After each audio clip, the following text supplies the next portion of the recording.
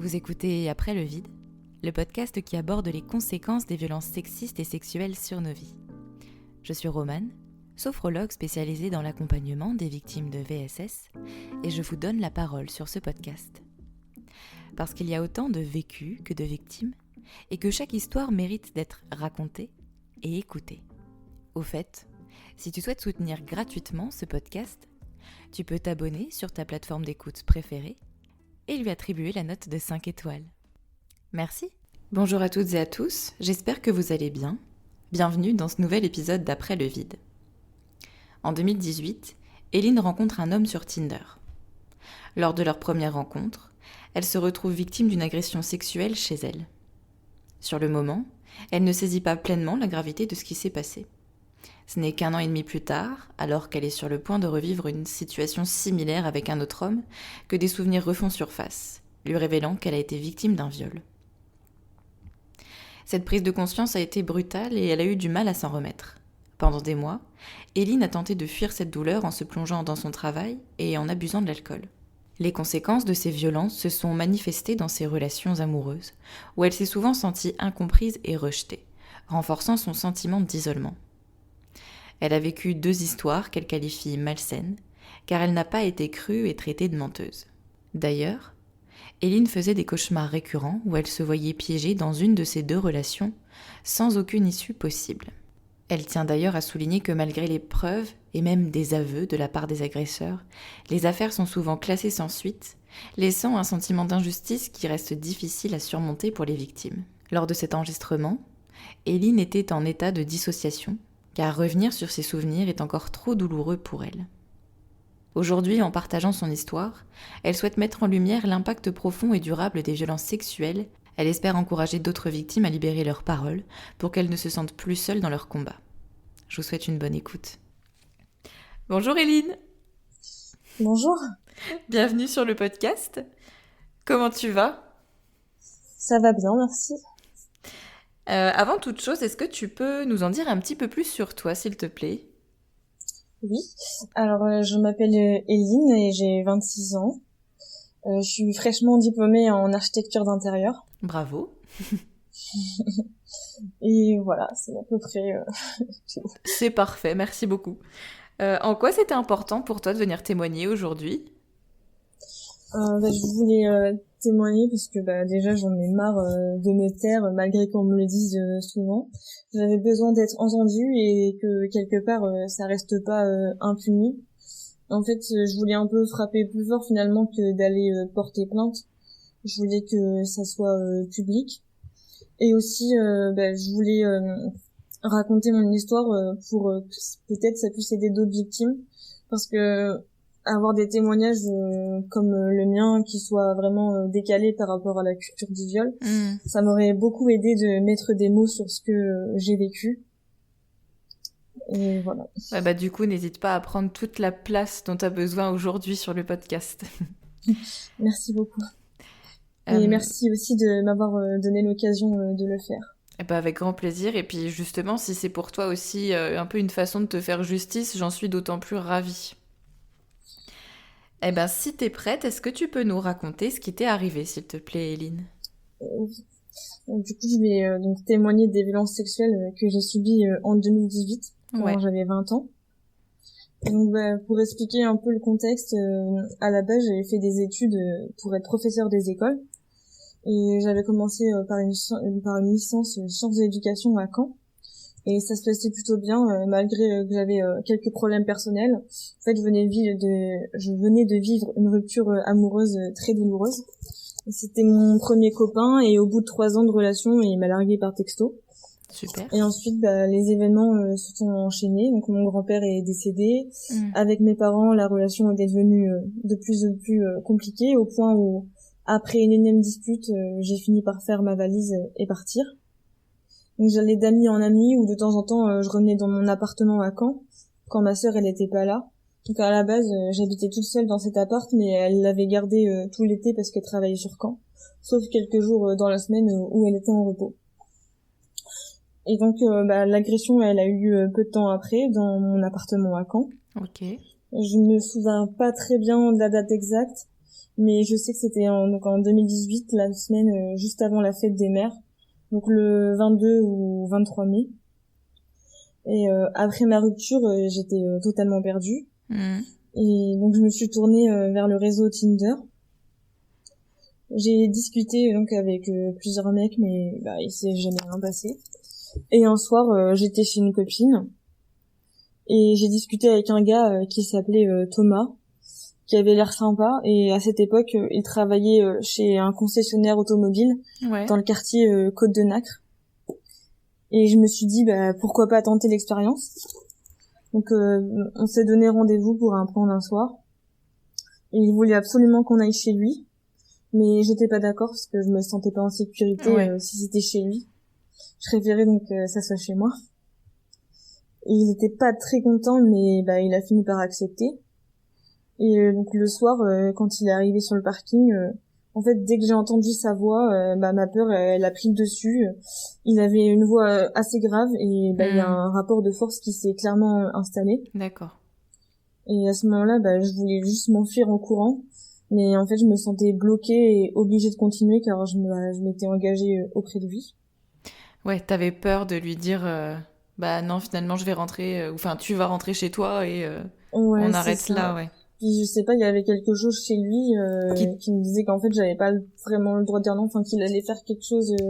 T'avais l'impression qu'il était, je sais pas, genre très imposant physiquement ou même dans sa personnalité. Ouais, d'ailleurs, je sais pas si t'as vu la série 13 Reasons Why. Ouais. Mais il ressemble clairement à Bryce dedans. Ok. Au niveau de la carrure même. Je vois un peu le type de personnage en plus, effectivement, ouais.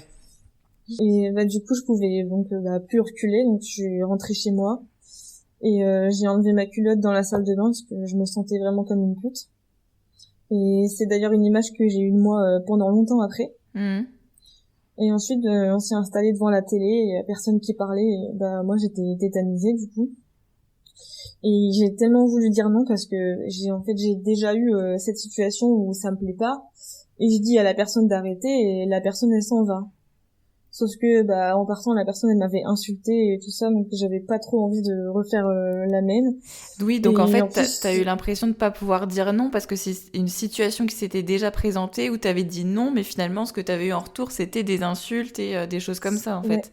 C'est ça, et puis du coup de l'avoir fait, en fait je m'étais dégoûtée de moi-même quoi. Et donc le soir de l'agression, du coup je me sentais coupable envers cette personne de lui dire non alors que j'avais dit oui à la base. Ouais. Et en même temps j'avais pas envie de faire ça et la personne elle me plaisait pas, que ce soit dans sa voix, ses gestes, sa posture aussi et son comportement, en fait il me faisait peur. Et du coup j'ai décidé de dire non, mais en fait il m'a pas laissé le temps de le faire. Par surprise il m'a poussé sur le canapé, il s'est jeté sur moi et il me tenait par les poignets et me tenait les jambes. Il avait mis tout son poids sur moi. Donc je pouvais plus bouger et j'étais sidérée, donc impossible de parler. Oui, à ce moment-là, tu pouvais rien faire de toute façon et le choc était tellement intense que il y a rien qui était possible de faire pour toi, ni parler, ni crier, ni bouger. Avec sa force, je pouvais pas bouger du tout.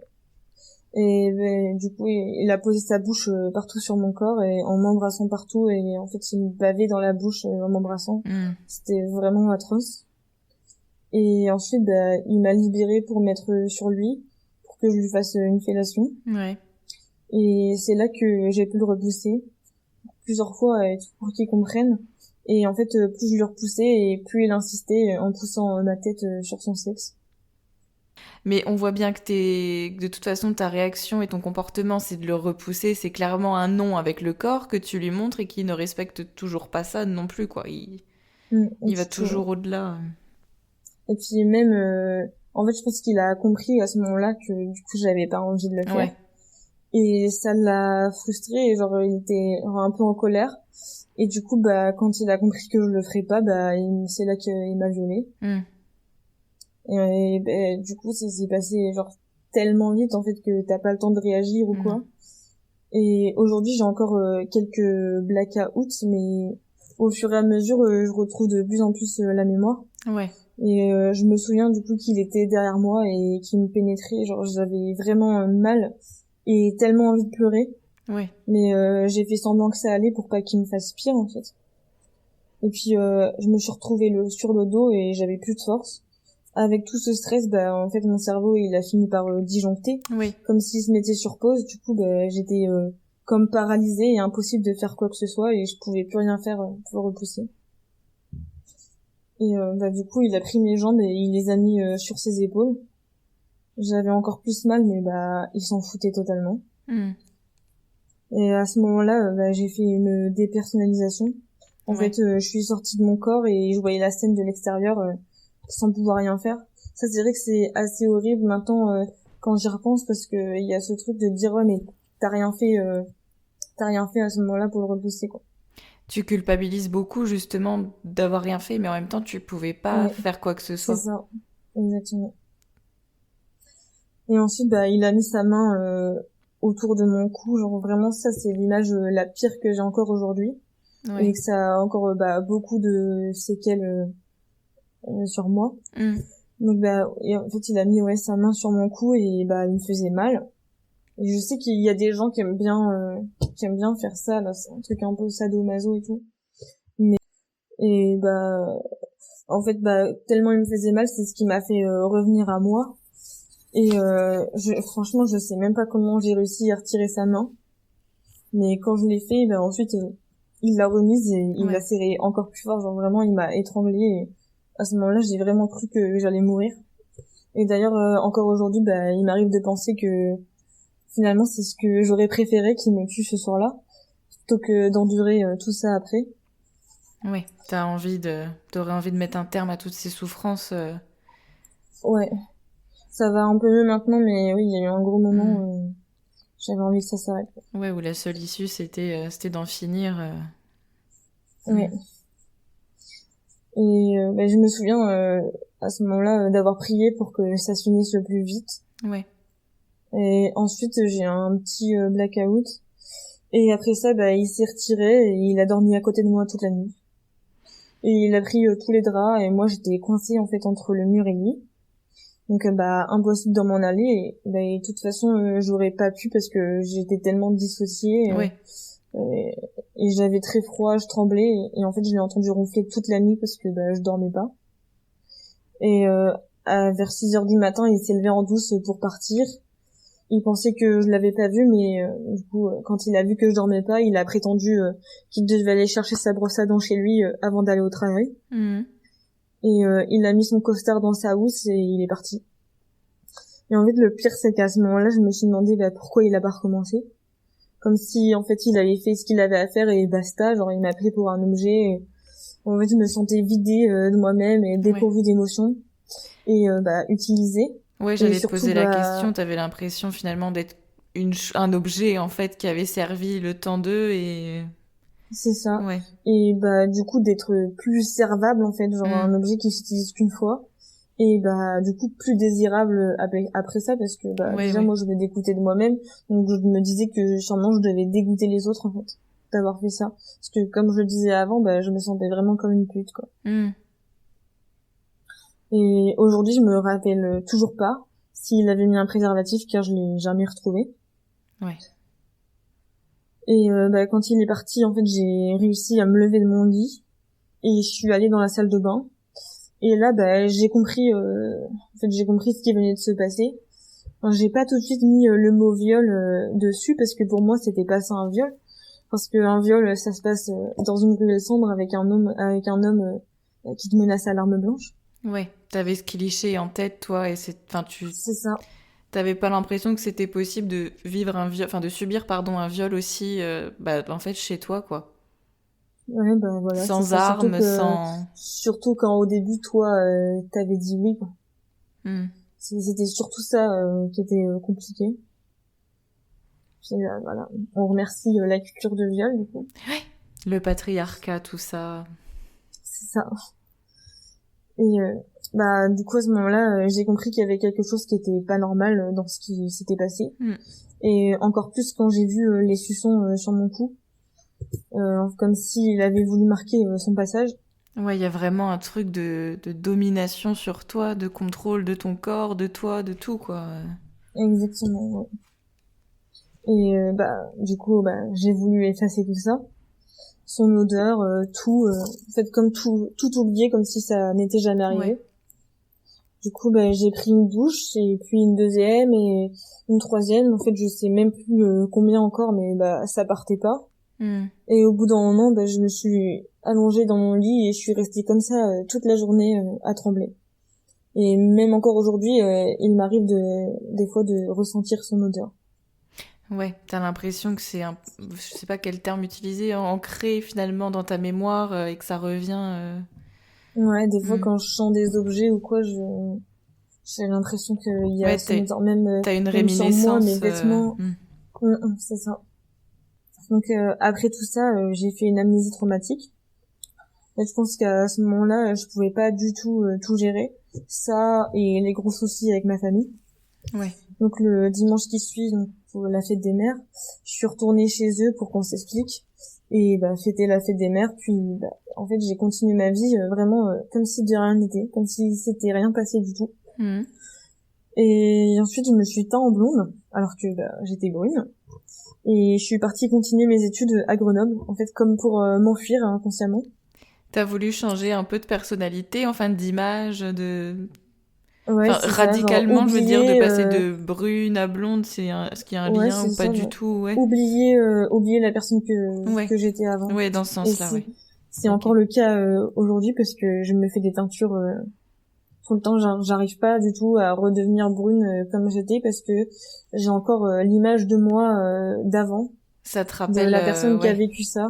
Ouais. D'accord. Et dès que je me regarde dans le miroir, et du coup, j'ai des reviviscences tout le temps. Genre, j'ai la scène qui revient. Ouais, C'est donc ça compliqué. va jusqu'au détail, entre guillemets, enfin, de ta couleur de cheveux. Donc c'est vraiment, ça peut arriver à n'importe quel moment. Ouais, Hmm. c'est ça. Et dans ma relation amoureuse, donc qui a suivi, je ressentais des sensations étranges dès qu'il me touchait. Mais je me posais pas plus de questions parce que je savais. En fait, je savais qu'il y avait un truc qui clochait, mais je savais pas quoi. Et donc plus tard, j'étais totalement bourrée en soirée et j'ai parlé à une amie donc de ce mec de Tinder. Ouais. Et c'est là que le mot viol a apparu et a été placé donc pour la première fois. Mais en fait, à ce moment-là, j'y ai pas du tout prêté attention parce que déjà j'avais bu, donc le lendemain c'était un peu flou Ouais. la soirée quoi. Et ça m'est passé vraiment au travers. Et en fait, ce qui m'a vraiment aidé à me dire c'est vraiment un viol, c'est pas normal d'avoir vécu ça et Ouais. c'est pas juste dans ma tête, c'est le fait d'aller voir une psychologue et de lui avoir raconté ça et qu'elle me dise vraiment oui, c'est bien un viol quoi, de l'entendre de la part d'une professionnelle, c'est ça qui m'a aidé aussi. Ouais. Dans ta tête, c'est venu légitimer ce que tu disais, valider finalement ce que tu avais C'est ça. ressenti. Ouais, exactement. Et du coup donc après la discussion avec mon ami, ça m'était passé totalement au travers. Et un an et demi après, donc fin 2020, en fait, je me suis réveillée de cette amnésie traumatique à cause d'une situation qui est presque semblable à celle que j'avais vécue. Ok. Donc avec ma pote, on était en boîte et on a rencontré deux mecs donc super sympas et on est allé chez eux. Et l'un d'eux m'a embrassé dans la salle de bain quand on était tous les deux. Sauf que en fait, j'ai commencé à me dire que je connaissais cette sensation parce que lui aussi il me bavait dessus et dans la bouche. Ouais, d'accord. Et ensuite ma pote elle voulait absolument rester la nuit avec l'autre gars, mais moi je voulais partir. Ouais. Tu te Sauf que sentais en danger. oui, voilà. Ouais. Sauf que en fait, je pouvais pas partir parce que je me sentais pas du tout de rentrer toute seule la nuit. Ma pote, elle habitait loin et moi, mon appart, c'était encore plus loin, donc Oui, je me donc il n'y voyais avait pas du pas tout moyen de te faire ça, mettre quoi. en sécurité, enfin, dans tous les Non. cas, ouais. Et puis en plus, comme ma pote, elle dormait sur le canapé avec l'autre gars, en fait, j'ai été obligée de dormir avec le gars qui m'a embrassée. Ouais. Ouais, donc Donc double violence. c'est ça. Donc j'ai dormi à côté de lui. Sauf que au début, comme il avait bu et tout, genre il dormait un peu. Et au bout d'un moment, je sais pas trop ce qui s'est passé, ce qui lui a pris, mais en gros, il s'est mis sur moi. Ouais. Et là, vraiment, je sais pas ce qui s'est passé dans ma tête, mais c'est là que j'ai crié, mais vraiment crié fort, non, quoi. Et à partir de là, dès que j'ai crié non, bah en fait, tout m'est revenu dans la tête. J'avais plein d'images qui tournaient en boucle et genre toute la nuit des flashbacks, tout Ouais. ça. Ouais, donc j'imagine la difficulté pour toi à ce moment-là, puisque t'es pas chez toi, tu te sens déjà pas en sécurité dans l'endroit où t'es, avec un mec que tu connais pas à côté de toi, qui te fait en plus remonter tous les traumas à la surface comme ça, d'un coup finalement en plus, ouais. Ouais. Et on va pas se mentir, réveil d'une amnésie, après c'est vraiment Hmm. compliqué. Faut vraiment pas être seul, quoi. Mais du coup, bah après ça, ça a été la descente aux enfers. Ouais. Donc bah à cette époque, en fait, dès que je sortais en boîte avec ma pote, en fait, je passais mes soirées à m'enfermer dans les toilettes et à chercher des définitions et des témoignages du viol, comme je disais au début du coup, et que bah j'avais rien trouvé qui ressemblait à mon histoire. Ouais. Donc c'est pour ça que j'ai continué à croire que bah c'était pas un viol ce que j'avais vécu. Et de toute façon, comme je me rappelais pas de grand chose, juste quelques bribes d'images qui tournaient en boucle dans ma tête. Du coup, bah, je me disais, mais non, ça peut pas être ça. Et puis, enfin, les témoignages, ils ressemblent pas du tout aux miens, donc ça doit être juste dans ma tête, quoi. Et bah, du coup, les images, là, j'arrivais pas du tout à m'en débarrasser, en fait. Parce que ma vie était vraiment genre très compliquée. Et c'est là que j'ai commencé à penser à la mort pour la Hmm. première fois, à prendre des médicaments pour plus y penser. Mais du coup, j'ai résisté et au lieu de ça, j'ai préféré me bourrer la gueule avec cette même pote. Sauf que bah après, donc en fait, j'arrivais plus du tout à suivre les cours. J'étais en master donc de professeur des écoles Ouais. et j'ai raté mon année. Je l'ai eu au rattrapage mais vraiment de justesse. Et à ce moment-là, j'avais même plus mes règles. Et au début, bah j'osais pas du tout en parler parce que bah j'avais honte et surtout je voulais pas que les gens ils aient pitié de moi, qu'ils me parlent juste parce que ils ont pitié de moi, quoi. Ouais, je comprends. Et ensuite, bah, j'ai commencé à en parler, mais seulement quand je buvais. Et là, en fait, j'avais besoin vraiment alors que ça sorte. Je me souviens une fois en soirée, je l'ai crié, genre tout le monde était en train de danser et tout, et j'ai juste crié, on m'a violée.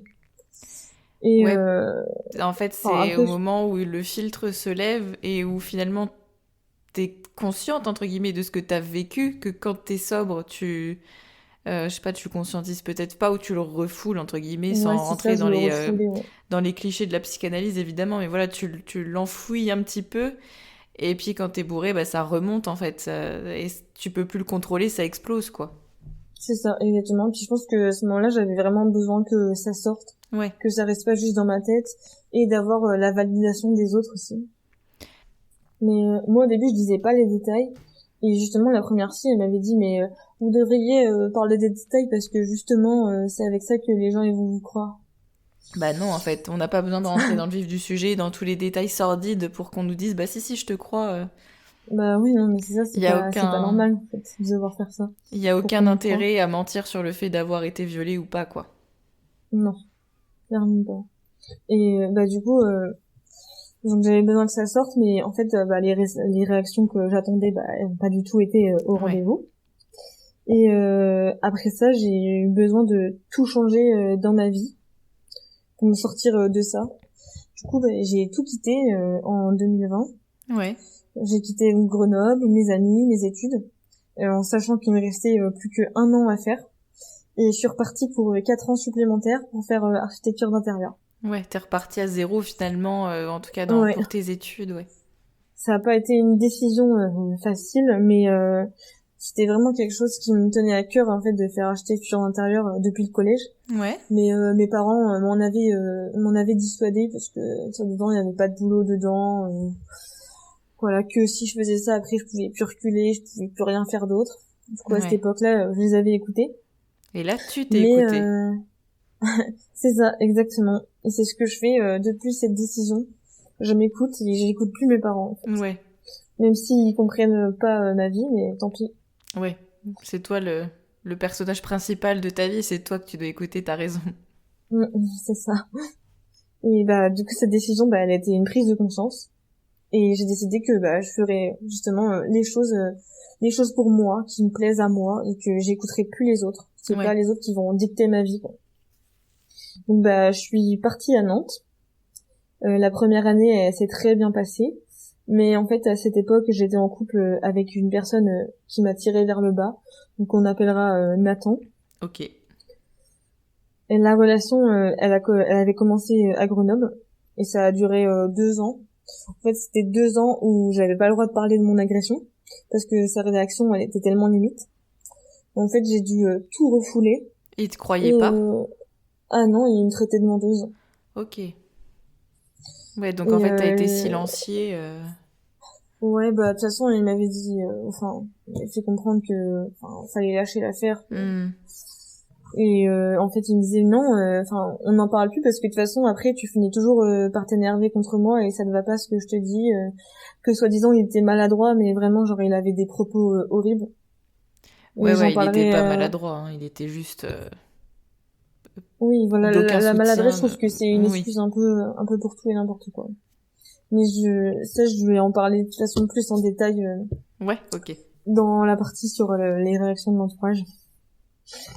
Et en fait, voilà, j'ai dû tout refouler et vraiment j'ai eu beaucoup de difficultés à partir de cette relation parce que à chaque fois qu'il faisait un truc, faisait des actes vraiment pas normal. Ouais. En fait, je faisais ma valise et tout ça. Et il me retenait et tout, il était là à me supplier de rester, ou carrément il me rigolait au nez en me disant c'est bon, arrête des caprices, tout ça. Ouais, donc soit t'avais pas le droit de le quitter, soit il tournait au ridicule tes réactions. Voilà, exactement.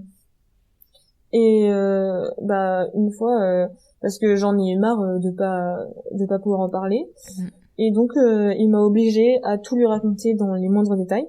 Parce que si je le faisais pas, j'étais une menteuse. Que de toute façon on changeait tout le temps de version, c'était n'importe quoi. Alors que j'avais jamais changé de version. Mais déjà, il faut savoir que au début de notre relation, il était encore inscrit sur Tinder. Ok. Et il parlait à des filles et pour lui, alors c'était normal. Il voyait pas du tout le problème. Ouais, je vois un peu le genre. C'était même son pote qui a dû lui dire mais mec, c'est pas normal de parler à des filles alors que t'es en couple, quoi. Et à un moment donné, à ce pote qu'il a arrêté. Si vous vous mettez pas d'accord sur le fait que soit vous êtes un couple libre ou que genre il y a du polyamour ou quoi, et que non, en fait. Non. Mais surtout qu'en plus à la base moi je voulais pas du tout me mettre en couple parce que j'avais eu donc le réveil de l'amnésie traumatique pas longtemps avant et c'était pas du tout mon but de me mettre en couple. T'as eu l'impression qu'il t'a forcé la main, juste, il m'a manipulé un peu parce que en gros genre j'étais pas du tout amoureuse et puis par les mots et tout ça il a réussi un peu à me convaincre et puis au début tout était tout beau, tout rose. Bah tiens. Tout ça et puis une fois que j'étais amoureuse et attachée à lui, c'est là que ça a dégringolé, quoi. Ouais, il t'a manipulé au départ pour arriver à ses fins, quoi. Oui. Et du coup, j'ai quand même réussi à le quitter au bout de 2 ans. Ça n'a pas été facile. Et pendant 1 mois, il me harcelait au téléphone, il voulait qu'on s'appelle et tout. Il se confondait en excuses, machin, en me disant oui, je comprends si tu veux me quitter, machin, il y a pas de souci. En fait, j'habitais chez ses parents à cette époque-là parce que j'avais pas d'argent pour prendre un appart. Et en fait, je m'entendais pas du tout avec sa sœur, donc déjà, j'avais envie de prendre mon indépendance et de prendre une chambre chez l'habitant pas cher. Et à ce moment-là, donc on était encore ensemble, et déjà, il voulait pas. Il s'était énervé quelquefois quand je lui parlais de ça.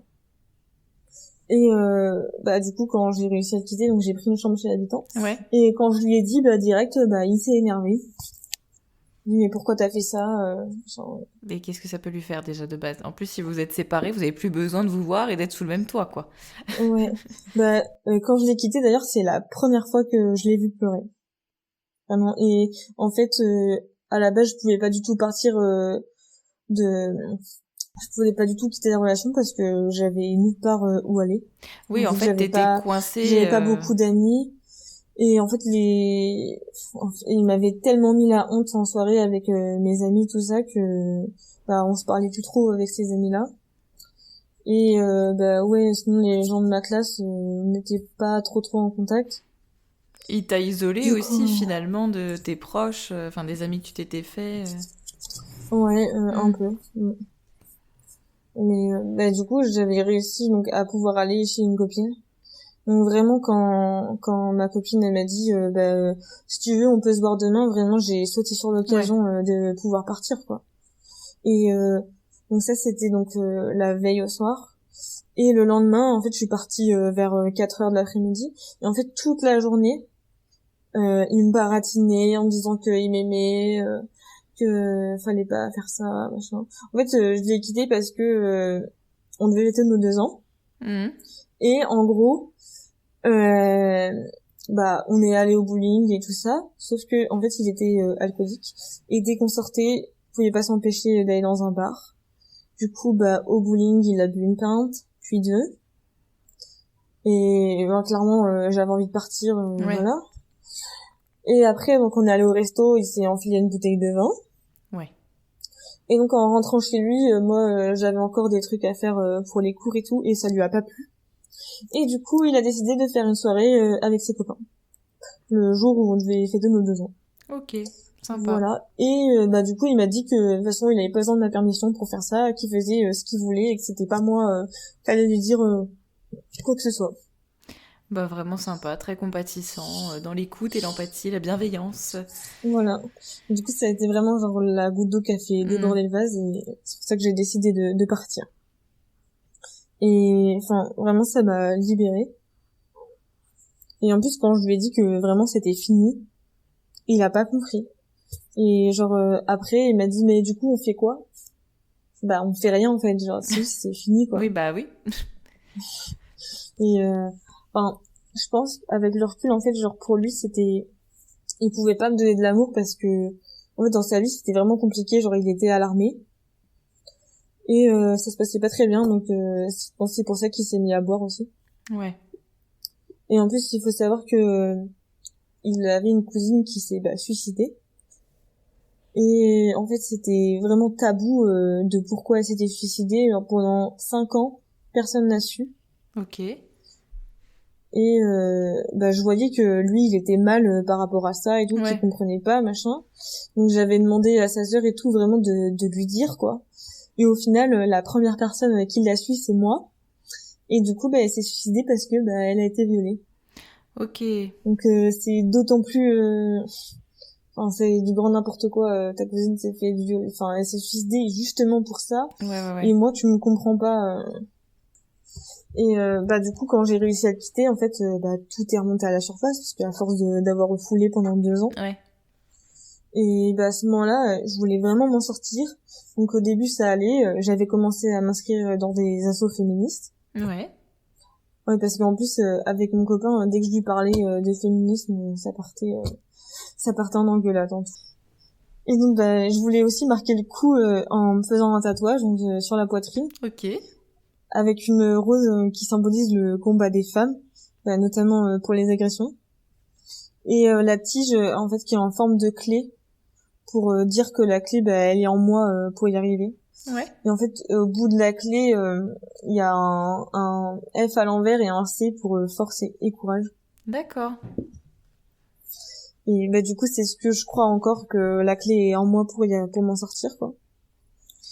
Sauf que j'ai eu beau faire ça après j'ai pas du tout réussi à tenir le coup. Et après je suis tombée en dépression. Et donc je crois qu'on appelle ça une dépression souriante. Parce que en fait avec les autres ça allait, je rigolais et je souriais, mais en fait une fois que j'étais chez moi c'était autre chose. Ouais, parce que j'avais pas envie d'en parler, justement, j'avais envie de penser à autre chose quoi. Ouais. Et j'ai commencé à boire vraiment beaucoup et je me suis fait virer de mon appart parce que j'avais renversé de l'alcool sur le sol, donc il y avait une grosse tache sur le sol, j'ai pas réussi à l'enlever. Et puis en fait j'en avais plus rien à faire de tout, donc j'ai laissé la chambre dans un sale état quoi. Ok. Et l'été qui a suivi je suis rentrée chez mes parents C'était vraiment une très mauvaise idée. Et je me suis pas mal isolée, donc j'en pouvais plus d'avoir des flashbacks. Et un soir, ils étaient partis en soirée, et j'ai volé une bouteille de vin en fait dans la cave de mon père, et je l'ai fini en 10 minutes. Je voulais juste mourir, je voulais que tout ça s'arrête. Ouais. Et je sais pas ce qui s'est passé, mais j'ai eu un déclic. En fait, c'était soit je mourais maintenant, mais je le faisais vraiment, soit je décidais de vivre, mais pas pour les autres cette fois, mais ça serait pour moi. Parce que au début, je me disais, parce que comme j'ai des neveux, je me disais non, je dois rester en vie pour eux. J'ai pas envie qu'ils aient une tante qui soit morte et tout. Mais après, j'ai arrêté parce qu'en fait, ça marchait pas du tout, quoi.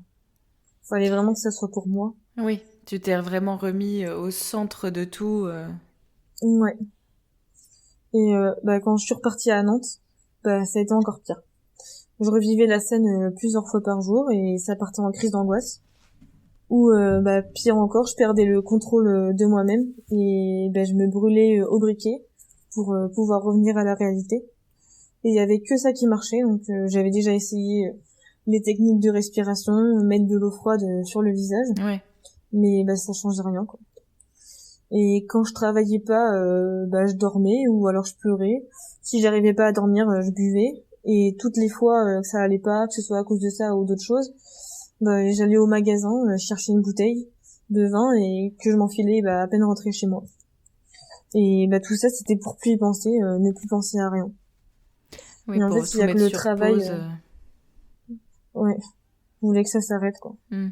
Et il y a que le travail qui me maintenait en vie. Et là-bas, je rigolais, c'était chouette de penser à autre chose. Ouais. Mais à chaque fois que j'étais dans les vestiaires pour rentrer chez moi, je me mettais à pleurer parce que fallait que je rentre chez moi, quoi. Et je savais que en rentrant, j'allais repenser à tout ça et que soit donc j'allais dormir, soit je mangeais soit plus du tout ou soit c'était trop. Et en fait, il y a rien qui me faisait envie. Toutes les choses que j'aimais faire, c'était devenu une corvée. J'arrivais plus à sortir de mon lit, suivre les cours c'était compliqué. Je pleurais dès que je devais bosser mes cours. Du coup, j'ai failli abandonner mes études. Et aussi, ça m'arrivait souvent d'avoir des vertiges. Et mon seul souhait, donc, c'était de mourir pour me libérer. Et un soir, j'ai voulu passer à l'acte. Donc, je m'étais fait le scénario dans ma tête. J'avais tout prévu. D'écrire une lettre en expliquant mon geste. Ensuite, j'allais dans la salle de bain. Je prenais tel ou tel médicament et j'en prenais donc le plus possible pour que ça marche parce que je voulais pas rater mon coup. Et donc ensuite, je m'asseyais par terre contre le lavabo en attendant de partir. Et avant de faire ça, je me suis dit que j'allais passer un dernier appel avant de mourir. Parce qu'en vrai, on n'a pas vraiment envie de mourir, c'est juste qu'on n'en peut plus de souffrir. Oui, c'est ça, c'est mettre un terme à la souffrance, enfin à toutes les souffrances qu'on ressent. C'est ça. Et heureusement qu'il y a eu cet appel. Après, je pense que ça se serait passé aujourd'hui. Peut-être que la personne, elle aurait pas répondu. Et pendant cet appel, j'ai versé toutes les larmes qui me restaient. On a essayé de trouver des solutions. J'ai repris contact avec une psychologue. Donc c'était la deuxième. Et donc j'allais encore changer d'école, de ville, pour plus revoir mes amis. Et donc malgré les difficultés que j'ai rencontrées en changeant de ville, du coup maintenant j'avance à mon rythme. Mais par contre, je suis tout le temps en hyper vigilance. C'est clairement cette agression qui contrôle ma vie. Il y a beaucoup de stratégies d'évitement qui s'accumulent de plus en plus au fil du temps. Ouais. Il y a beaucoup de choses que j'évite de faire par peur de provoquer une crise d'angoisse ou une reviviscence. Comme aller à Caen, et surtout le quartier Côte de Nacre, et je suis de Caen parce que j'habitais à côté. Et d'ailleurs, là, je vais déménager principalement pour ça, parce que c'est trop près de chez moi, et que je préfère être loin. Ouais. T'as J'ai encore l'impression de partir très loin, de t'isoler. Ouais. J'ai encore l'impression de fuir, mais pour l'instant, je peux pas faire autrement. Vraiment, c'est au-dessus de mes forces. Après, peut-être pas le voir comme une fuite, mais comme un besoin de partir pour prendre soin de toi et justement pour, au-delà de la fuite, c'est pour te sentir en sécurité aussi. Oui, aussi. Pour te rassurer et justement essayer d'apaiser une partie peut-être des traumas qui reviennent. Enfin, du moins essayer de le faire. Peut-être qu'un jour j'affronterai ce quartier, mais pour l'instant je me sens pas prête. Peut-être qu'un jour tu te sentiras peut-être, et peut-être qu'un jour ce sera pas forcément le cas, et puis c'est pas grave. Enfin, Mm. tant que tu te sens bien, tu te sens mieux, t'es pas obligé de t'y reconfronter si c'est trop difficile. Ouais, c'est juste que des fois mes amis veulent faire des soirées Oui, à Caen, du coup je peux pas quoi. Et là avec mon problème au dos, les rendez-vous médicaux c'est au CHU de Caen. Donc ouais, j'évite dès que je vois que le médecin est au CHU de Caen, j'appelle même pas. Parce oui, que j'ai vraiment pas envie d'y aller. oui, bah je comprends. Et il y a plein de choses aussi que j'arrive plus à faire, comme m'asseoir sur mon canapé que j'avais dans mon appart. Mm. Et du coup je peux plus dormir chez ma sœur parce que sinon je serais obligée de dormir sur ce canapé. Ok. Et ça c'est un truc que en fait elle m'en veut et elle me pose plein de questions, mais comme elle est pas au courant et que j'ai pas envie de lui raconter, j'esquive un peu en trouvant des excuses. Et aussi je peux plus reporter les vêtements que j'avais cette Ouais. nuit-là.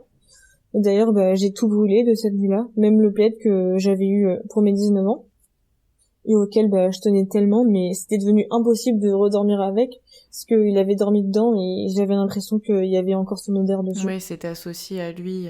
Et jusqu'à aujourd'hui j'arrivais plus à mettre de collier, même des fois des pulls, tout ça en fait je ressentais encore sa main qui me serre le Ouais. cou. Et j'ai fait une séance d'hypnose il y a pas longtemps et ça m'a quand même aidé par rapport à ça. Donc là, je suis contente, je peux remettre des colliers pour l'instant. Ouais. J'espère que ça va tenir comme ça. Je touche du bois pour toi. Et aussi des fois en fait j'arrive plus du tout à dormir sans lumière parce que je le revois à côté de moi et j'ai l'impression que ça va recommencer. Mm. Du coup je fais pas mal d'insomnie.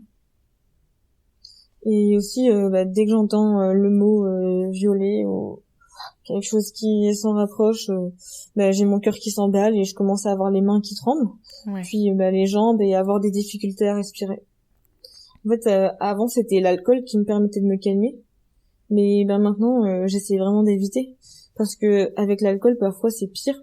Je peux carrément du coup reperdre le contrôle de moi-même Mm. et quand ça arrive devant tes potes, c'est pas drôle du tout. Déjà que seul en fait c'est hyper terrifiant. T'en viens même à avoir peur de toi-même. Ouais. Alors de faire ça devant tes proches, vraiment tu te sens honteuse et tu veux te cacher pour pas qu'ils voient ça quoi. Tu deviens complètement folle et t'es plus maître de toi-même. D'où les brûlures pour te calmer quoi. Et aussi après ma dépression, j'ai essayé de me mettre à fond dans le travail pour bien m'occuper toute la journée. Donc je cumulais 2 tafs en même temps, plus les cours, Mm. plus le travail pour les cours. Donc ça faisait environ 60 heures par semaine, sans compter le dimanche quand je bossais aussi. Ouais. Jusqu'à ce que mon corps il cède et que je me casse le dos. Donc ça fait 4 mois que je suis en arrêt de travail et les nerfs ils sont trop atteints. Mm. Et on sait pas encore si ça va se remettre ou pas. Ouais, ça fait Et beaucoup oui. au quotidien à supporter. Et donc dans mes relations au début j'étais très demandeuse de sexe, sauf que lui on va l'appeler Peter, il me disait que je le dégoûtais et il fallait que je me rhabille et en fait j'avais tout un tas de trucs que j'avais plus le droit de faire, comme me maquiller parce que j'étais plus belle au naturel selon lui. Il mangeait pas avec moi parce que je faisais trop de bruit soi-disant, plein de D'accord. choses comme ça. Ça c'est. Et puis ça s'est terminé donc avec ce copain et vraiment quand il m'a quitté en fait ça a été une libération. Et puis j'ai rencontré un homme qui est devenu mon copain, donc Nathan. Et donc il m'a fait vivre un enfer pendant 2 ans, genre, pire que la relation précédente. Du coup il était alcoolique et tout ça et il me mettait la honte donc devant mes amis, on devait cacher les bouteilles et il finissait par s'énerver. Parfois il me faisait vraiment peur. On m'a jamais frappé mais c'était plutôt des violences psychologiques. Oui, j'allais te poser la question. Celles du coup qui se voient pas mais qui laissent des traces. Ouais. Et du coup quand j'essayais de partir il me baratinait et tout ça. Et quand je lui ai raconté mon agression, il m'a vraiment dit des choses horribles à ce sujet. Et je savais que c'était pas bien ce qu'il faisait, mais au moins, j'avais l'impression d'être aimée, malgré mon passé et malgré que j'étais salie. Et je pensais que c'était impossible qu'on m'aime, parce que moi, je m'aimais pas. Ouais. Je me dégoûtais, et souvent, je me saoulais chez moi. et je me maquillais pas mal juste pour m'insulter de pute devant le miroir parce que c'est comme ça que je me voyais. C'était Et vraiment un chaque fois, mécanisme d'autodestruction. tout à fait. Hmm. Et en fait, à chaque fois que je couchais avec Nathan, et je buvais pas mal, assez pour pas revoir mon agresseur à la place de mon copain. Et avec du recul, je me dis que l'insécurité de ces deux relations, elles étaient pas là par hasard, et que je les avais moi-même cherchées parce que c'était devenu finalement ma zone de confort. Tu l'as pas cherché. Non, Je comprends ce que mais tu veux dire, mais tu l'as pas ouais, cherché. inconsciemment, C'est des conséquences de ce que tu as vécu. mm, mm. Et toi, t'es pas Mais responsable de l'impression ça. peut-être de vouloir revivre l'insécurité, quoi. Et aujourd'hui, donc depuis 2 ans et demi, j'évite tout type de relation avec les hommes, de me retrouver seule avec un garçon, par peur de revivre une agression. Ouais. Je suis en extrême vigilance tout le temps. Même qu'on vienne me toucher sur l'épaule, dans le dos, ou juste me parler, je panique et je suis fusée sur place. Je fais souvent genre que ça va, alors que après je pars aux toilettes reprendre ma respiration. Et j'évite au maximum les examens médicaux, surtout ceux où faut être touché ou déshabillé. Ouais.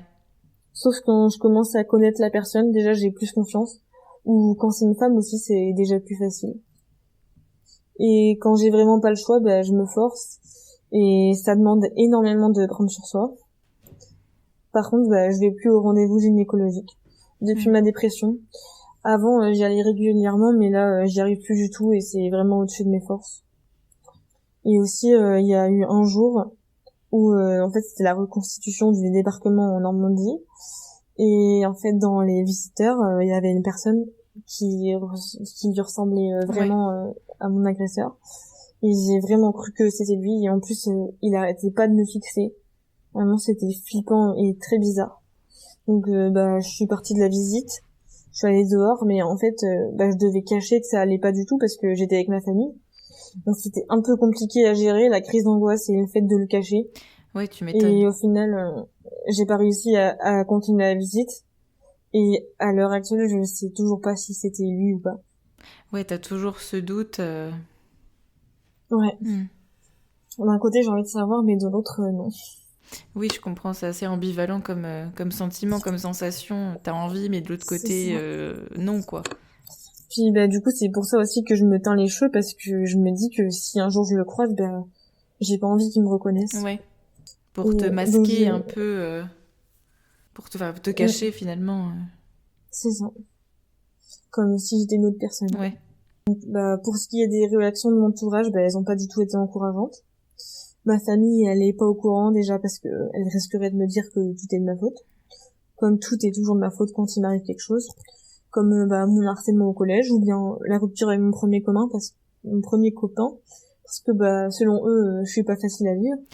Ta famille t'a jamais soutenu, pardon, dans peu importe les situations finalement, même Mon- au-delà Ouais, des viols de toute façon qu'ils savent pas, mais mon harcèlement au collège, si les gens m'insultaient et me frappaient, de toute façon c'était de ma faute parce que j'avais qu'à pas leur répondre. ok. Quand mon premier copain m'a quitté, c'est parce que j'avais pas assez fait d'efforts avec sa mère.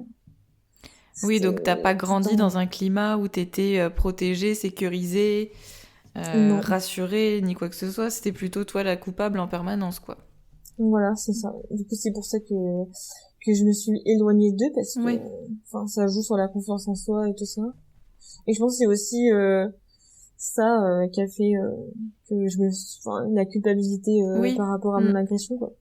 Bah oui, Puis puis il y après, a si on t'a aussi toujours appris que c'était toi qui étais fautive, coupable de tout, c'est ça. tu te places tout de suite dans cette position quand il t'arrive justement même un viol, puisque tu l'as intégré depuis toute petite en fait. Mm, mm. Donc il y a Et ce puis truc de je l'ai bien cherché ou des choses comme ça, quoi. Même si c'est faux, hein, bien sûr. en plus avec ma famille, en fait, enfin mes limites elles sont pas du tout entendues quand je veux pas faire un truc. Tout de suite on joue sur la culpabilité, tout ça. Ouais. Et ouais, quand je dis non, c'est très compliqué. Et puis, ils comprennent pas du tout. Ils ont du mal à accepter finalement la personne que je suis. Genre, il faudrait que je sois quelqu'un d'autre, quoi. J'ai l'impression. Et même maintenant, genre, ils essayent vraiment que je sois avec eux tout le temps.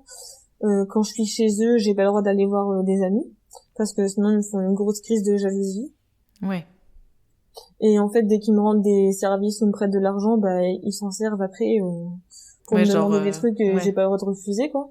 On est Et bah gentil, tout on t'a fait ça, ça, donc toi, tu dois en retour faire d'autres choses. voilà. Ouais. Et La finalement, bah manipulation aussi.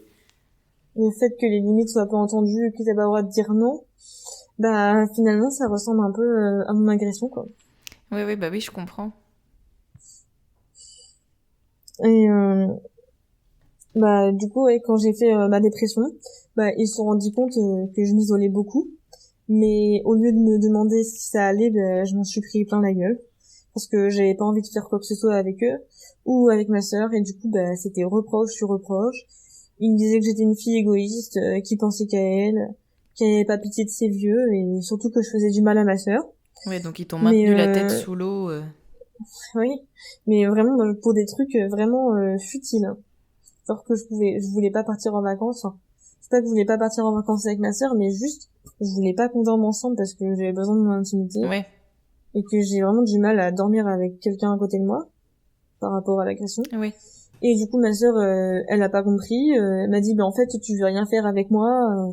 Bah on part pas en vacances à ce moment-là parce que si tu veux rien faire avec moi, machin. Et donc, bah mes parents, comme d'habitude, ils l'ont défendu. Donc, bah voilà, je suis retrouvée. De toute façon, depuis toujours et même encore maintenant, je suis la méchante dans l'histoire. Hmm. Je ne pense qu'à moi. Oui, oui, oui, je Alors que comprends. ma sœur, elle se démène pour les autres. Donc, voilà quoi. Oui, oui, oui. C'est Donc, jamais assez bien ce que tu fais, t'es toujours inférieur. mm, Hmm. c'est ça. Et puis, bah, je fais du mal à ma sœur, la pauvre. Ouais. Alors que c'est ma grande sœur même. Et bah ma mère, elle a vu aussi les brûlures qu'il y avait sur mon bras. Et bah je lui ai raconté un bobard, je lui ai dit que je m'étais brûlée avec la plaque du four. Et bah elle m'a cru, hein, et elle a pas cherché plus loin. Hmm. En fait, c'est toujours comme ça avec elle, même les marques que j'ai au scalpel sur les bras, bah elle les a vues, mais voilà quoi. Genre Oui, tu j'ai dit t'es que c'était le coupé chat qui m'avait griffé en quoi. découpant de la viande, bien sûr.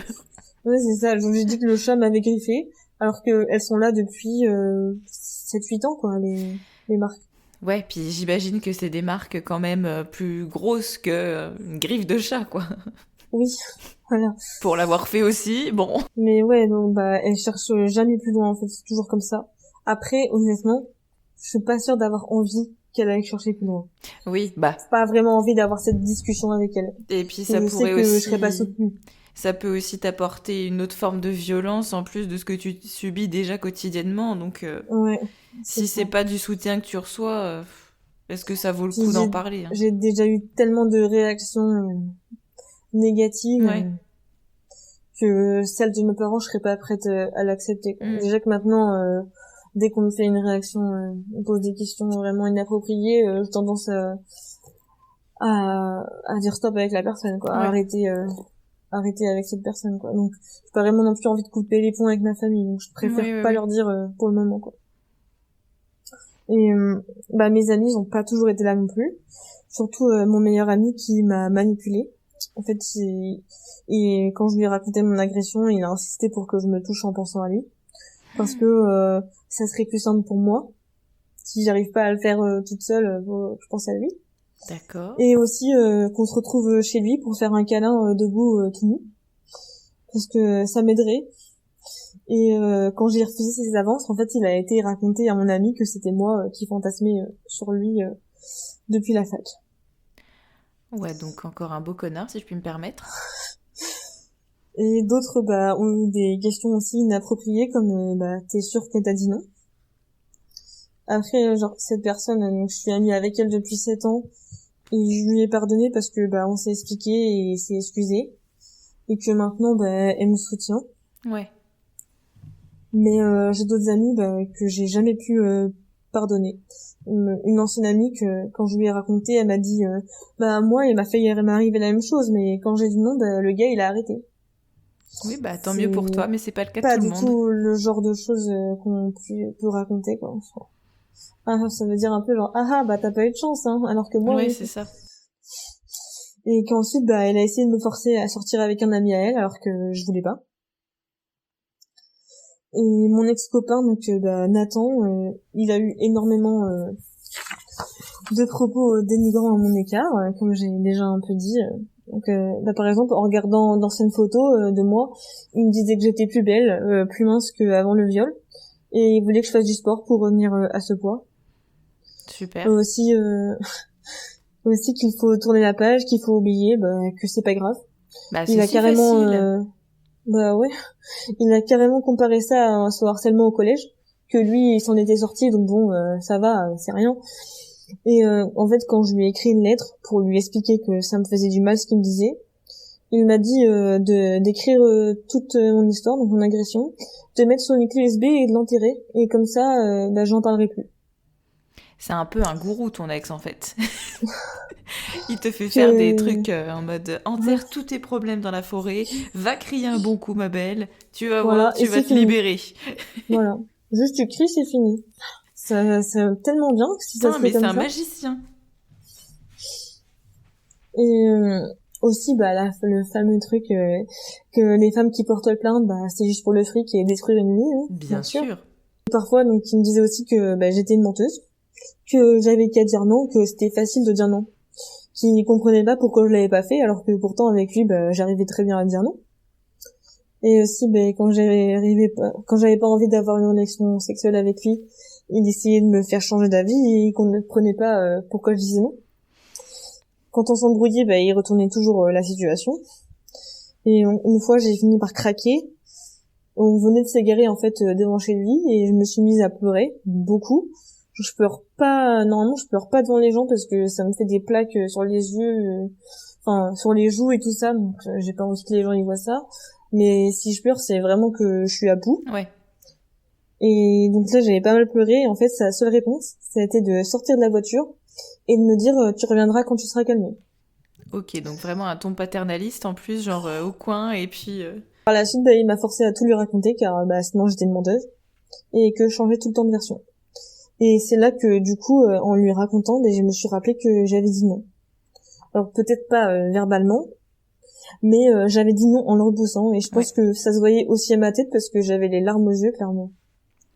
Non, mais c'est ça, il y a aussi le consentement d'accord qui n'est pas... Enfin, je veux dire, tu ne lui donnes pas...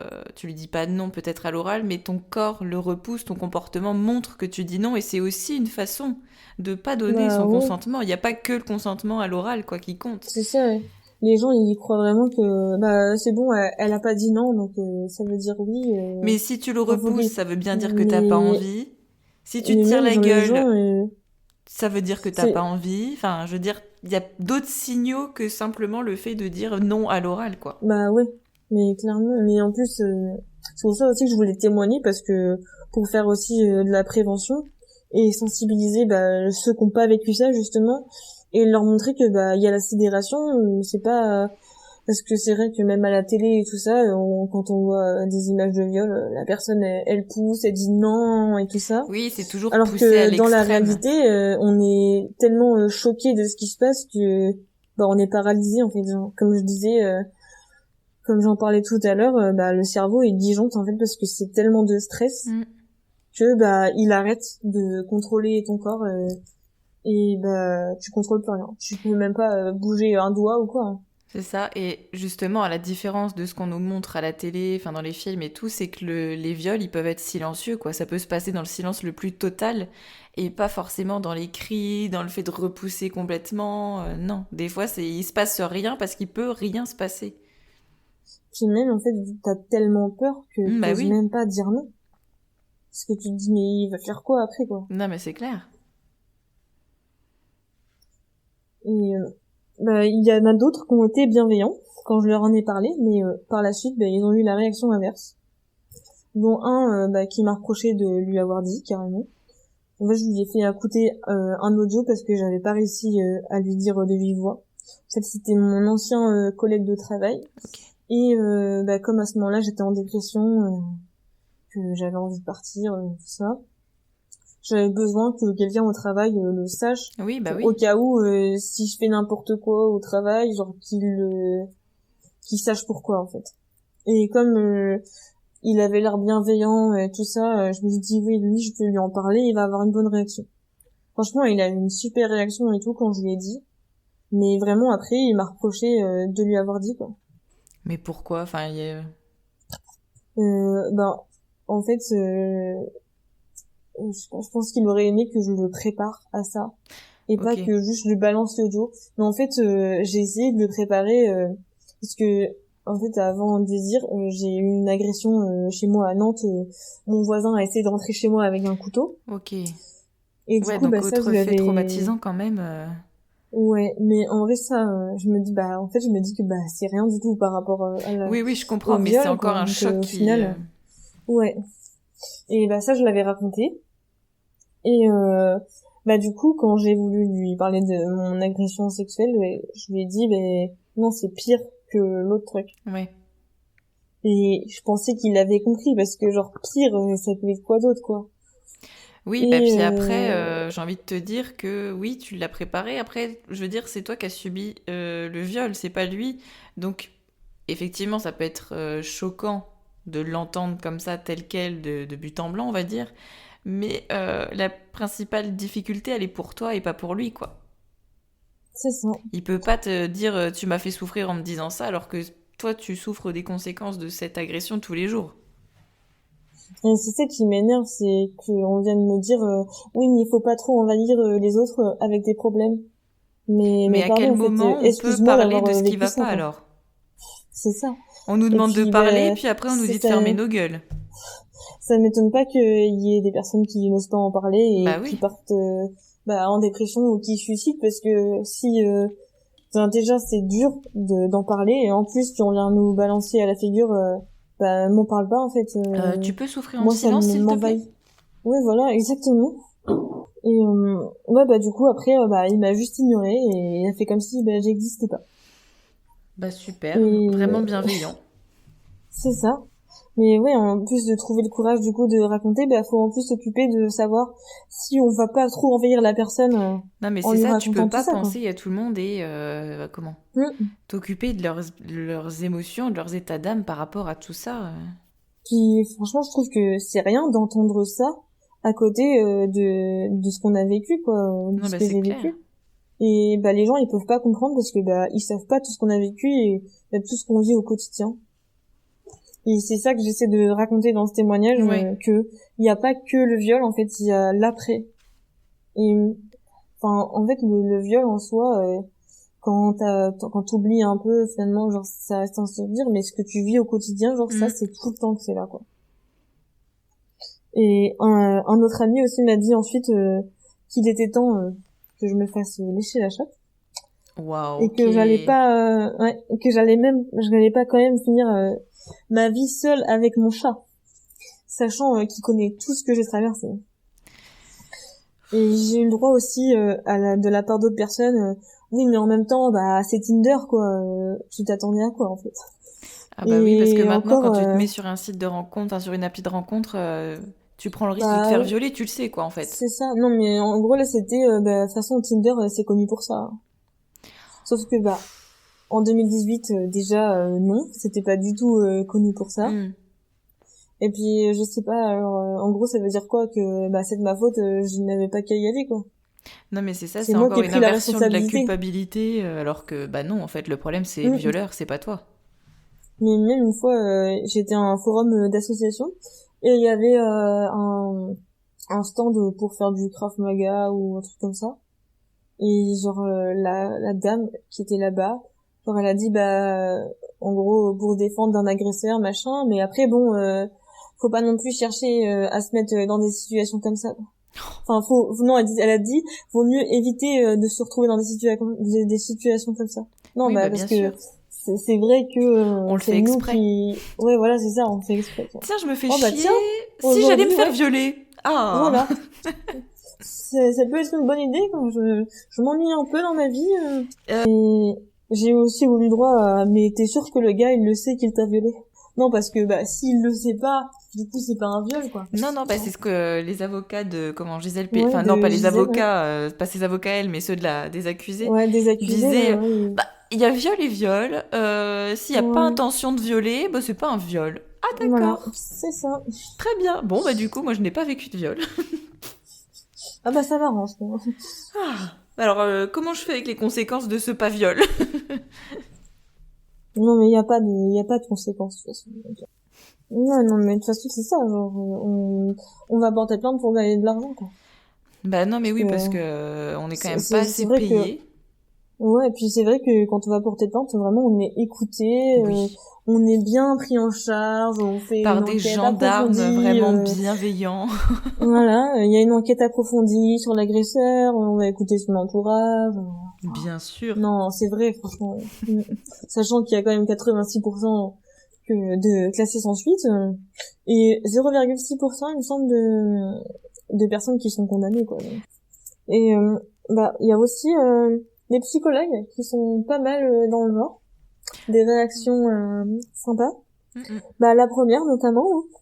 Déjà, j'avais eu du mal à en voir une, mais en plus, elle m'a sorti, mais vous savez, les hommes, ils ont pas les mêmes besoins physiologiques que nous, hein. Bah non, bien sûr. Ok, Ils ont besoin d'assouvir leur pulsion, quoi. c'est ça.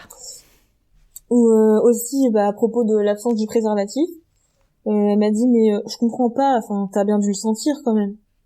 Oui, bah oui, Enfin, parce ça que se c'est vrai sent. qu'à ce moment-là, quand t'es complètement dissocié, sidéré, complètement en état de choc, tu te dis, alors attends quand même, est-ce que je sens le préservatif ou pas? Mhm. Non. Non, mais totalement. Et quand je lui parlais de la mort, bah, elle répondait, bah, c'est la fin de la séance, hein, ça fera 60 €. Donc, bah, je ressortais plus mal de la séance qu'en arrivant. Tu m'étonnes. Et la deuxième, bah, celle Mais que j'ai c'est été voir, donc, clairement une mise. Enfin, elle t'a laissé en danger, quoi. Parce que oui, tu lui fais part ouvertement de tes envies d'en finir. Et elle te dit, bah écoutez, vous remettez le suicide à la semaine prochaine, on en reparlera d'ici voilà. là. C'est exactement ça, ouais. On en parlera la semaine prochaine, quoi. Enfin, après, si vous êtes plus en vie, bah, tant pis, on arrête. Et, bah, la deuxième, donc j'avais été la voir donc pour me sauver de la dépression. Donc bah au début elle était très gentille, hein. Mais comme je voulais pas faire de MDR parce que j'étais traumatisée par la première, parce qu'en fait elle faisait que suivre son petit manuel là, à noter vraiment comme en maternelle en fait. Hmm, Il y avait des questions, elle notait la réponse et voilà quoi. ok. Et j'arrivais pas à rentrer dans son jeu. Donc, mais du coup avec l'autre bah on n'a pas fait de MDR et même si elle me forçait un peu à le faire. Mais Et du ça, coup c'est bah on a terrible parce qu'en plus, les psys sont censés savoir que bah, des fois, le MDR, c'est pas conseillé quand c'est encore trop à vif. Mm, c'est ça. Ah, Ça mais peut elle m'a être balancé bien des pire, trucs. enfin, ça peut amener des conséquences bien pires que ce que tu vis déjà actuellement. Enfin, ça Et de peut toute façon, vraiment alors, empirer les choses. bah, le cerveau, de toute façon, il se bloque. Bah oui. Donc, il y aura rien. De toute façon, ça va servir à rien, le MDR, parce que il y a pas d'images qui vont venir, de toute façon. Et ou au pire, ça se trouve, il y a une image qui va se débloquer pour laquelle t'étais pas prête, ou elle va forcer les Oui, choses, que tu vas te reprendre encore une levée d'amnésie comme ça. Non. exactement. C'est ça, bah, en fait, on finit par se dissocier à chaque séance, quoi. Donc après, pour revenir dans la réalité, Bah ouais. ça fait un peu mal, hein. Et, bah, du coup, ouais, comme on faisait pas du MDR, et bah, en fait, on parlait que de la relation avec ma famille et de mon enfance. Donc, bah, je ressortais avec plus de problèmes qu'au départ. Ouais. Ça a réveillé d'autres traumas. Et quand j'ai eu des soucis financiers à cause du travail, bah, elle a rien voulu entendre. Elle a dit qu'on allait s'arrêter là et que de toute façon, bah, j'avais pas envie de guérir.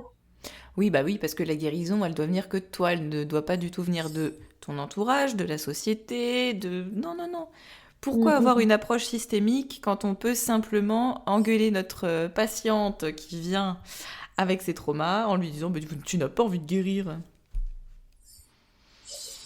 Ça me Non, mais dépasse. c'est quand même hyper violent d'entendre C'est ça. clair. Déjà, de se dire, allez, on va voir une psychologue, ça va nous aider. Au final, on te balance, non, mais c'est bon, on va s'arrêter là, parce que de toute façon, bah, enfin, franchement, vous avez pas envie de guérir, quoi. Comme si la responsabilité de tout ça, ça dépendait que de toi, alors qu'il y a tellement d'autres facteurs à prendre en compte dans le... Moi, je parle même pas de guérison, mais je parle de réparation. Dans son processus de réparation, il y a tellement de facteurs qui ne sont pas du tout liés que aux personnes, en fait. C'est pas possible. Mm, exactement. Et bah, ouais, du coup, ça m'a amené d'autres traumas. Et donc bah ouais, c'est vrai que bah ça arrête pas, ça du coup ça n'est pas du tout avancé et c'est encore pire en fait, je trouve quand c'est des professionnels qui te parlent comme ça. Et il y a aussi des assos qui parfois elles te reçoivent mal. Ah ouais? Ça m'est arrivé une fois, j'en ai fait l'expérience. En fait, déjà, l'asso, je crois qu'elle prenait les personnes victimes de violences sexuelles, mais que à partir de 24 ans. Et en fait, j'avais été les voir sur le stand et elle m'avait carrément dit non, mais avant, c'est pas grave. Bah déjà, je trouve que ça fait bien pour une asso Ah bah c'est top. pour les violences sexuelles. Et bah du coup, comme j'étais dans le mal, Hiérarchisons les souffrances aussi, minimisons, comparons tout. mais c'est dingue. Mais en plus, bah, que j'étais dans le mal, je me suis dit allez, on va aller vers cet asso, ça va peut-être nous aider quand même.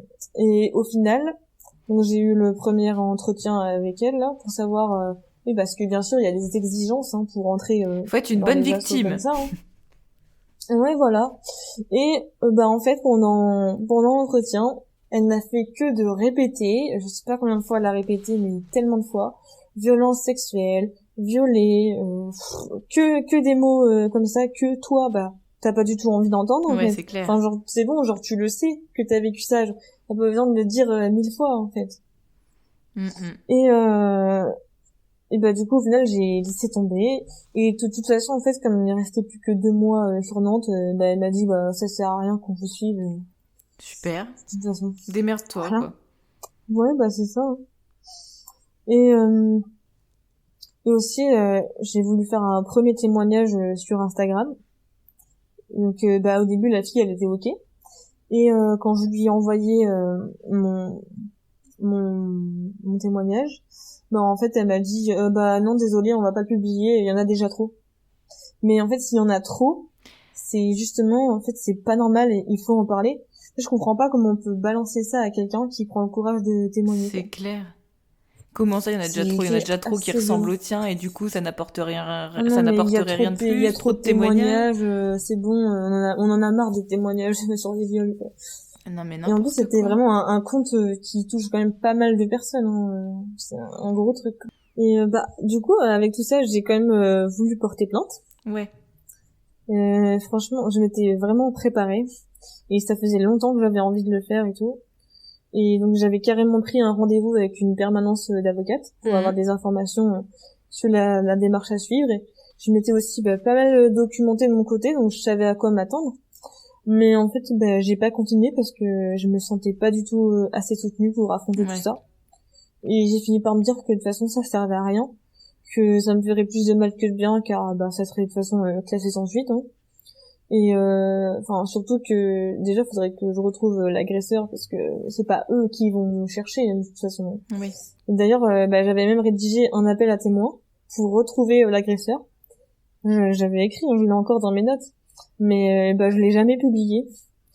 Et peut-être que je le ferai un jour, mais et que je passerai à l'étape suivante. Mais là pour l'instant, quand je serai, je pense, plus soutenue, Oui.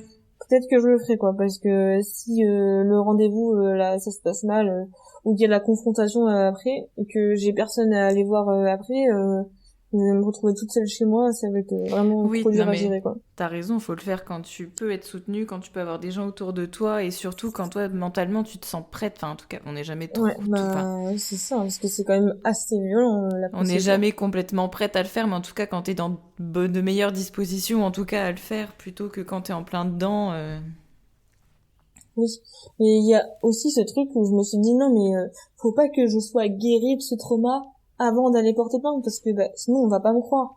Il faut que je sois encore dans la dissociation, Ouais, non mais que pour je répondre pleure au et tout cliché de ça. la bonne victime finalement, C'est ouais. ça.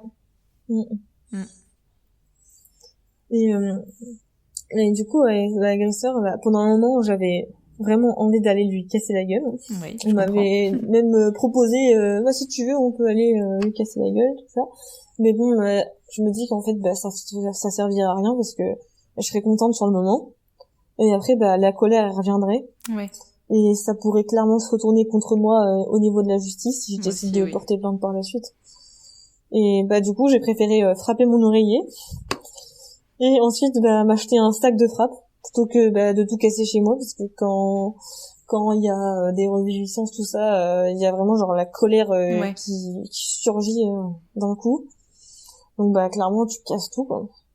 Donc heureusement que j'ai acheté un sac de frappe. Mais du coup je l'imagine j'imagine mon agresseur à la place d'une sac de frappe. Et vraiment, je frappe de toutes mes forces et jusqu'à ce que je sois vraiment épuisée. Et bah, aujourd'hui, je peux dire que dans tout ce que j'ai traversé, vraiment, il y a des choses que je pense que j'aurais pu éviter de vivre s'il y avait pas la culture du viol. Ouais, bah oui. Ça aurait peut-être changé les réactions aussi de l'entourage. Et bah, quand j'ai une reviviscence, franchement, je mets vraiment plusieurs jours à m'en remettre. Et bah, ça n'aide pas du tout quand on est seul. Et bah, j'ai encore envie de boire ou de me brûler, mais vraiment, j'essaie de résister. Ouais. Et on va pas se mentir, c'est dur. Mais je sais que je vais le regretter si je le fais, parce que bah, ça laisse des traces sur le corps. Et je pense que mon corps, il a assez souffert comme ça, et que c'est pas comme ça qu'on avancera. Et bah, en fait, j'essaie vraiment de prendre du temps pour moi. Parce que là, j'ai encore mes brûlures et elles datent d'un an, 1 an et demi, quoi. Ça fait combien de temps que t'as arrêté, enfin que tu l'as pas fait du moins? Je pense que ça fait 1 an. Ouais. Là, on est en septembre.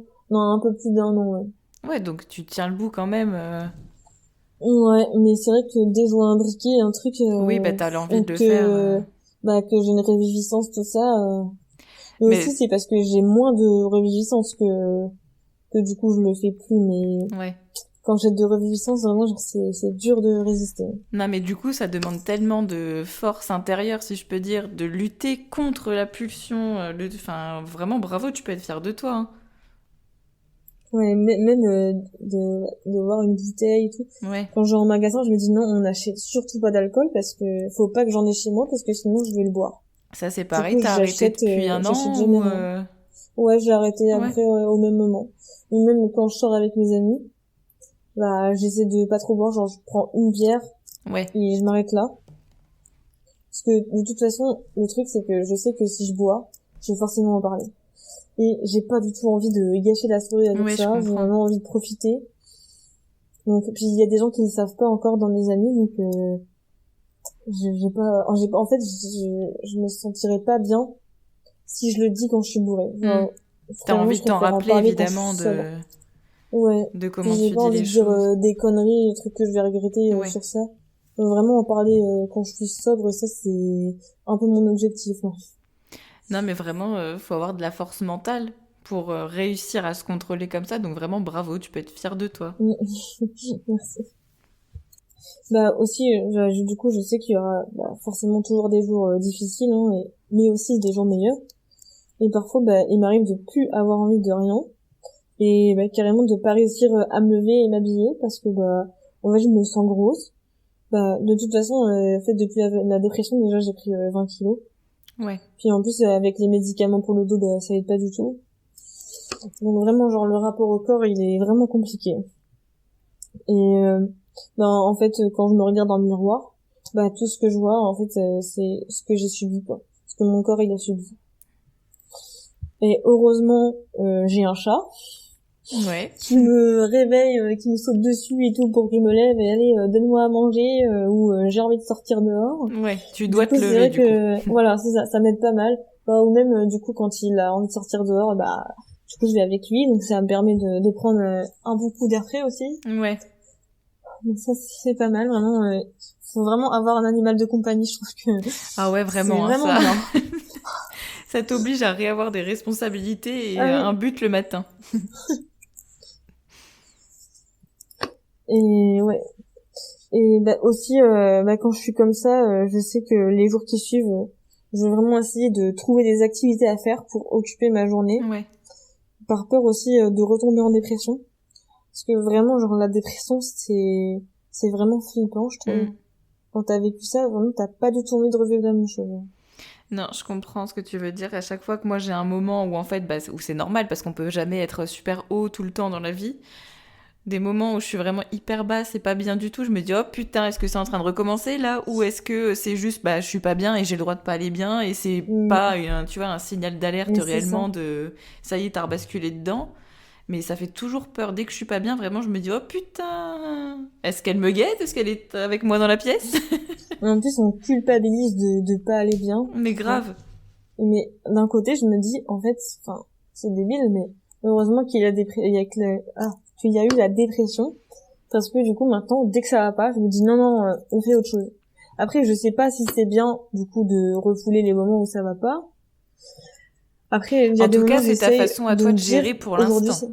c'est ça. Mais j'essaie quand même de me dire, bah, ok, aujourd'hui, ça va pas, on fait rien, tant pis. Mais tu Mais t'écoutes c'est vrai que quand finalement. même, ouais, mais quand même, genre, je culpabilise vraiment de rien faire, hein.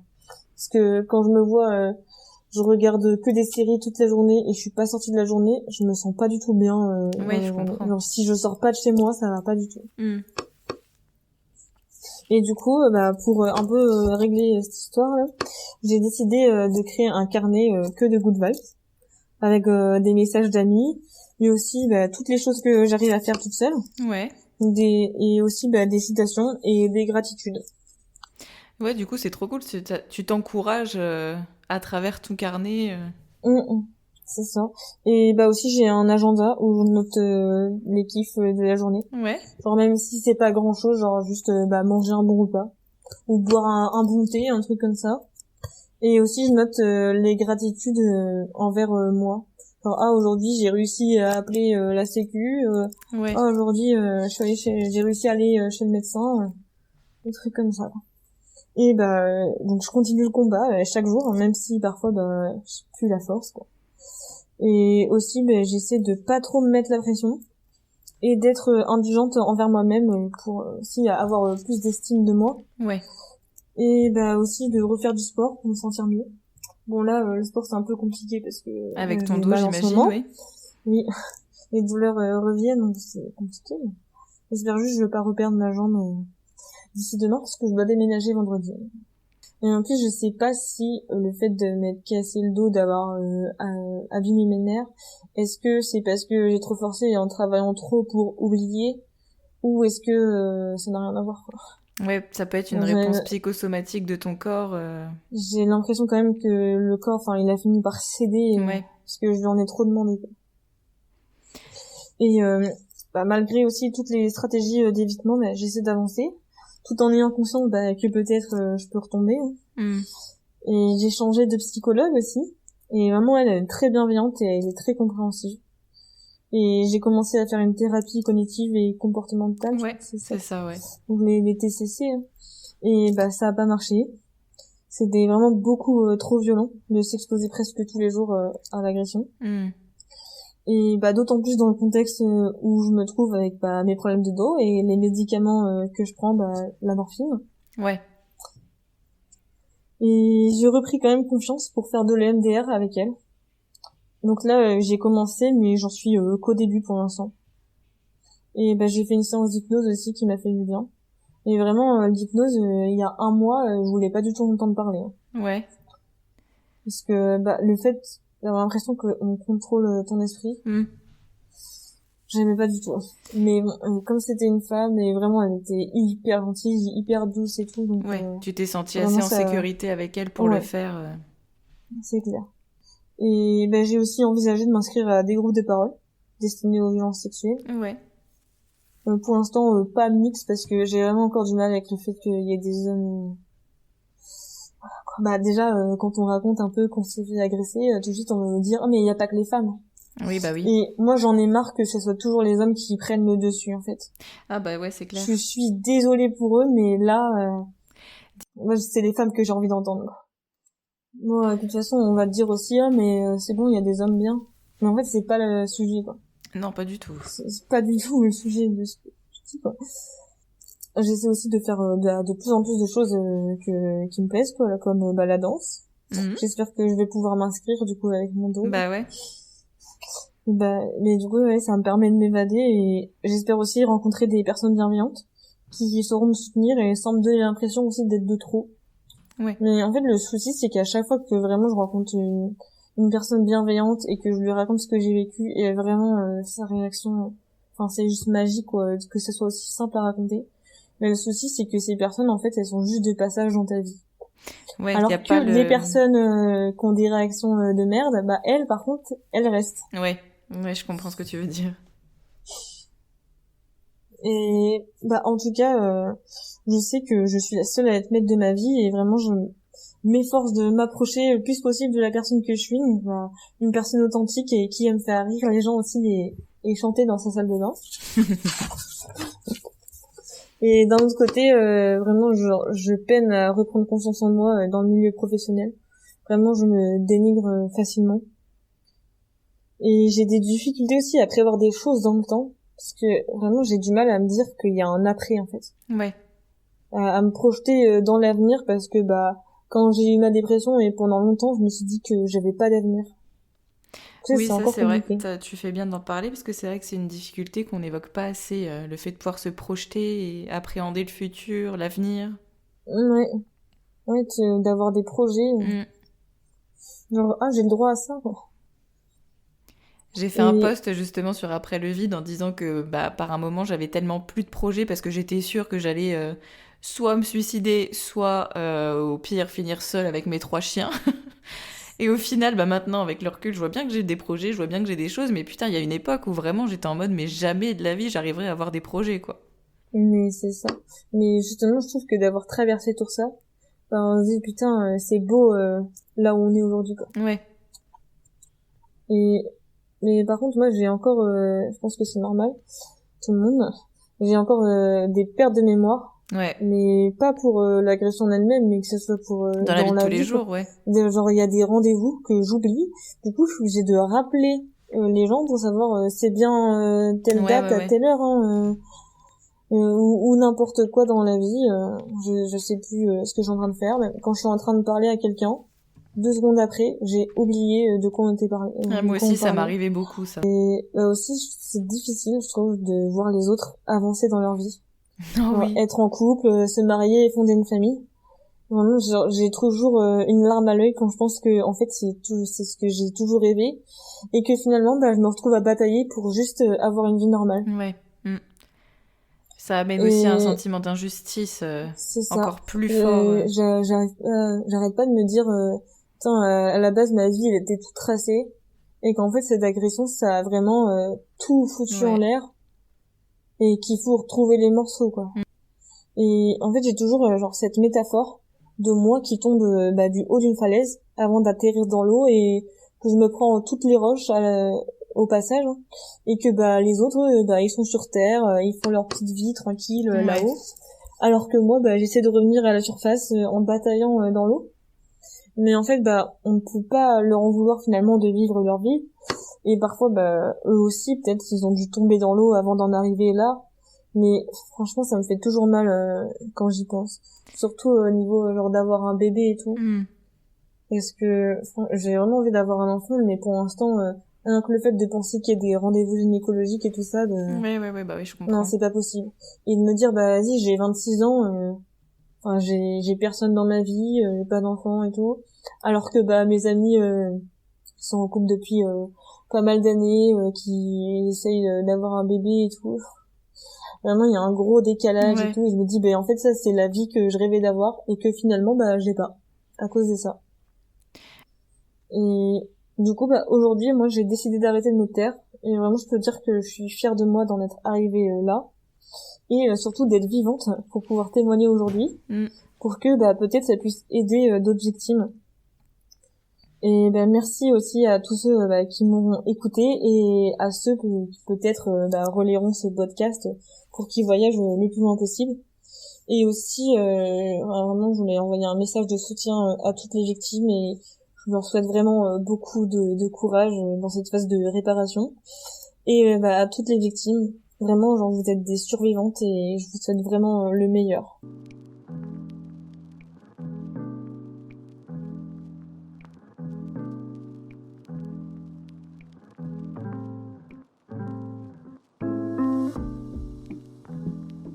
Encore un grand merci à toi, Eline, pour la confiance que tu m'as accordée tout au long de la préparation et de l'enregistrement de cet épisode. Je te souhaite plein de belles choses pour la suite. T'es pas toute seule et on te croit. Et si toi aussi tu veux raconter ton histoire, au micro du podcast, à l'écrit, peu importe, tu peux m'envoyer un message sur le compte Instagram d'Après le vide. À bientôt pour le prochain épisode.